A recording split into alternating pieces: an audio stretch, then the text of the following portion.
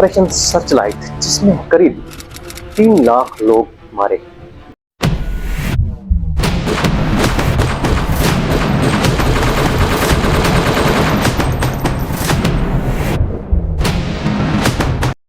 یہ کہانی 25 مارچ 1971 کی. نہ زلزلہ آیا نہ کوئی طوفان، مگر پھر بھی پورا شہر چیخ اٹھا. گھڑی کی سوئی 6 سے ہی رات 11 بجے پہنچی تو ڈھاکہ کی گلیوں میں گولیوں کی برسات ہو اور انسانیت کا جنازہ. یہ حملہ اچانک نہیں تھا، یہ کئی ہفتوں کی خفیہ میٹنگز اور بند دروازوں کے پیچھے کی گئی سازش کا نتیجہ تھا. جنرل یحییٰ خان نے ذوالفقار علی بھٹو کے مشورے سے ایک فیصلہ کیا. اگر اقتدار عوامی لیگ یعنی شیخ مجیب الرحمان کے حوالے کیا گیا تو مغربی پاکستان یعنی موجودہ پاکستان سے بھی ہم ہاتھ دھو دیتے ہیں. لہذا فوجی بوٹوں نے ووٹ کی طاقت کو روکنے کا فیصلہ کیا. ڈھاکہ یونیورسٹی جہاں علم کے چراغ جلتے تھے، اس رات پہلا نشانہ وہی علم کے چراغ تھے. ٹینکوں نے ہاسٹلز کا محاصرہ کر لیا. طلبہ کو بستروں سے گھسیٹ کر گولیوں سے چھلنی کیا گیا. صرف ایک رات میں 300 سے 700 طلبہ ڈھاکہ یونیورسٹی کے شہید کر دیے گئے. پروفیسر لائبریریز میں ہی قتل کر دیے گئے اور کتابیں خون میں ڈوب گئی.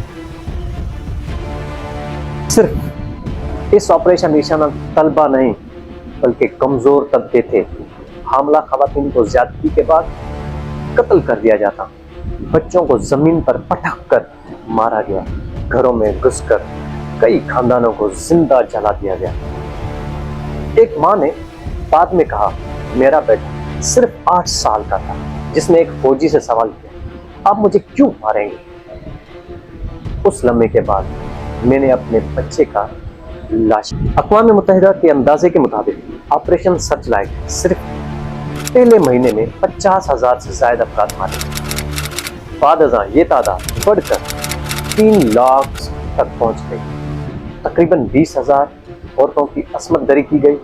ہزاروں طلبہ، صحافی، اساتذہ اور ہندو اقلیتی لوگوں کو قتل کر دیا گیا. ہر وہ شخص جو سوال کرتا اسے غدار اور دشمن قرار دے کر راستے سے ہٹا دیا جاتا. یہ قتل عام نہیں تھا، یہ قوم کی روح کو مارنے کی کوشش تھی. آپریشن سرچ لائٹ میں پاکستانی فوج نے خاص طور پہ 3 طبقوں کو نشانہ بنایا.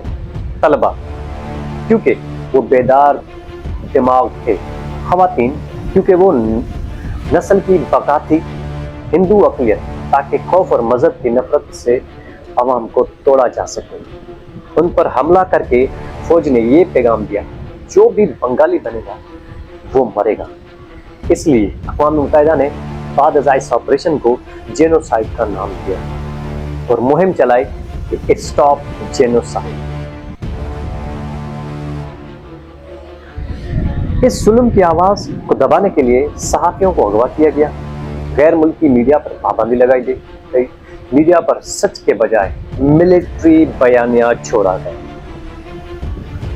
پاکستانی عوام کو اندھیرے میں رکھا گیا، یعنی مغربی پاکستان یعنی موجودہ پاکستان کی عوام کو اندھیرے میں رکھا گیا. اسے صرف اتنا بتایا گیا کہ ہم ایک معمولی آپریشن کر رہے ہیں جس سے ریاست کے خلاف اٹھنے والی آوازوں کو دبایا جائے گا. حالانکہ یہ سچ نہیں تھا. ریاست خود ہی اپنے شہریوں کے خلاف، قوم کے خلاف کھلے عام سالمانہ جنگ کر رہی تھی.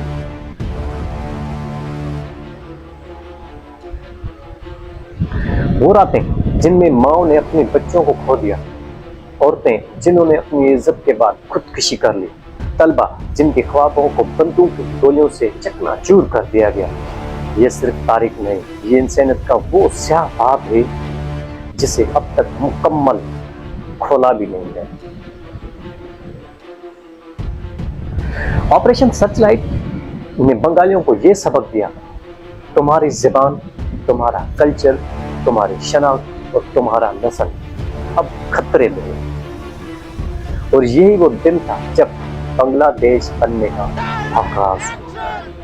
हमें आज भी सच को पहचानना होगा, नहीं तो कल किसी और पाकिस्तानी सूबे में एक ऑपरेशन सच लाइट होगा और हमारा मुल्क किसी और बांग्लादेश का जन्म का मुतहम्मिल नहीं हो सकता और पाकिस्तानी आवाम तमाशे बनी रहनी चाहिए। ये सिर्फ एक वीडियो नहीं, ये एक आवाज़ है उन अनजान कब्रों से निकलती हुई चीखों की जिनका कोई कलमा पढ़ने वाला भी नहीं था। अगर आप समझते हैं कि सच बोलना जुर्म नहीं, तो इस वीडियो को फैला दें ताकि आने वाली नस्लें इस चीज़ को याद रखें कि जुल्म किस तरफ से हुआ था। अंधेरे का पर्दा चाहे जितना भी गहरा क्यों ना हो, सच की रोशनी उसका सीना चाक करके जरूर चमकती है।